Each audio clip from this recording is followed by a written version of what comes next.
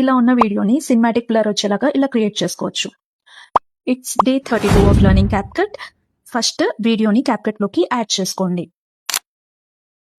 Add చేసుకున్నాక edit మీద click చేసి మోషన్ బ్లర్ మీద క్లిక్ చేయండి. బ్లర్, బ్లెండ్, డైరెక్షన్, టైమ్స్ ఉంటాయి.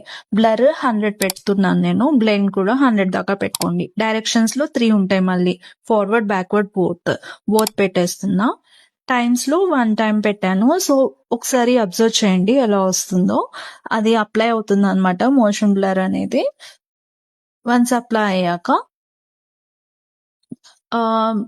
లైట్ గా బ్లర్ ఉంది, బట్ వాళ్ళు రన్ చేసేటప్పుడు లైట్ గా కొంచెం బ్లర్ గా అనిపిస్తుంది, సినిమాటిక్ బ్లర్ గా, బట్ అంత డిఫరెన్స్ తెలియట్లేదు. సో నేనేం చేస్తానంటే మళ్ళీ మోషన్ బ్లర్ లోకి వెళ్ళి అక్కడ టైమ్స్ ఉంది కదా, అది 6 టైమ్స్ పెడతాను అనమాట.